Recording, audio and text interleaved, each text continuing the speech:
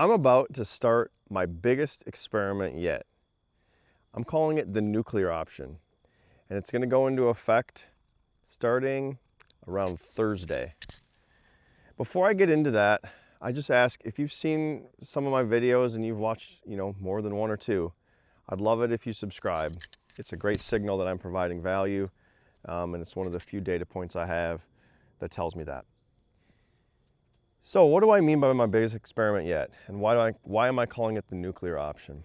Well, I was talking with my daughter, and she had a very rough night the other evening. She's about to go into second grade, and she had a moment of, childhood anxiety, worried about going back to school, worried about not having her same group of friends in class, not going to be spending time at grandma's, not going to get to spend any more time with dad. I've been watching him this summer. And she just kind of had a little second grader meltdown. And one of those things she talked about was that, even though I'm using my devices a lot less, Gigi, go get food, I already fed you. Even though I'm using my devices a lot less, I'm still using them when they're around. And she knows what I'm posting about on YouTube. She's seen some of my videos. And, she kind of gave me some tough love, even in her, manic state. And I took that to heart and I thought about it. And I talked to her the next day and I said, you know what? When you go back to school, which starts Thursday, when you get home from school, I'm not going to be on any of my devices until you guys go to sleep. And that was a commitment I made. And I'm calling this a nuclear option because for whatever reason, it's a lot easier for us as human beings to keep commitments to other human beings rather than ourselves. So it's one thing to make a commitment to myself that I'm not going to use the device in the evening once the kids get home until they go to bed.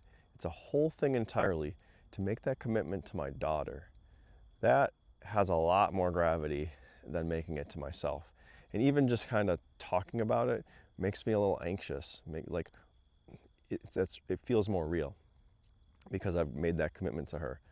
And she's such an important part of my life that one feels like, okay, this one might really stick. And we're not talking about a huge window of time. This is a handful of hours in the evening, but it's not a rule I've set for myself before. And I'm saying it's an experiment because while the outcome is that I don't want to use it, I'm going to have to figure out some experiments to how this works. I'm going to have to make sure I do some certain things early in the day, like upload YouTube videos and things of that nature, or do that in the evening. I'm going to have to start putting my laptop upstairs along with my phone. That's already where my phone goes when I'm at home, but I've softened on that because my phone use is way less. So I'm going to have to kind of re-engage some strict rules around my device usage and where they actually can live and at what times at home. And this is exciting because I haven't really had a way. I could have committed to other people, but unless they're requesting it, it feels a little hollow. This felt like more of a request from my daughter, and that opened up a space for a real commitment to be made. And so I guess some actionable feedback is maybe find someone in your life that, if you're dealing with scrolling on your phone, find someone in your life that you can make a commitment to. Have a discussion with them about if your phone use or device use is impacting your relationship at all, and then figure out a commitment you can make about using that phone, and then make some experiments for how that will actually be realistic for you to do. And don't give up after a week if it doesn't work. Try something else and keep trying until you are really confident that you can satisfy this commitment regularly. Because the reality of change of this gravity is that you're going to fail. But failure is feedback, and feedback is fuel for the engine of change. You need it. You need to fail. You need some failures to learn. It's a critical part of learning.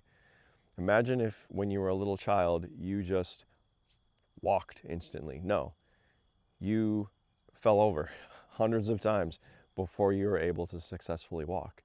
Each of those were a little micro failure, and you learned each one of those was a learning, and then eventually you could walk, or whatever it is as a child. Practice makes perfect. And that's true of anything. It's still as true today as adults as it was when we were kids. And I think modern society kind of vilifies failure. We hear about success, but we don't spend enough time talking about failure and dissecting failure and truly embracing failure, because all meaningful change of any kind requires failure. Look at SpaceX. If their rocket explodes, it's not the worst thing in the world. It's sometimes you watch them, the engineers working on that, they almost celebrate it because they learned so much by that failure that they can apply to the next launch. And while scrolling on our phone isn't launching a rocket into space, some days it feels like it is. And so when you fail, don't be so hard on yourself. So that's all I have for today. If you like this, I'd ask you to subscribe. If you know of anyone in your life dealing with scrolling problems or any kind of habit change, I'm here and I'm committed to helping them. So until next time, I appreciate you. Bye.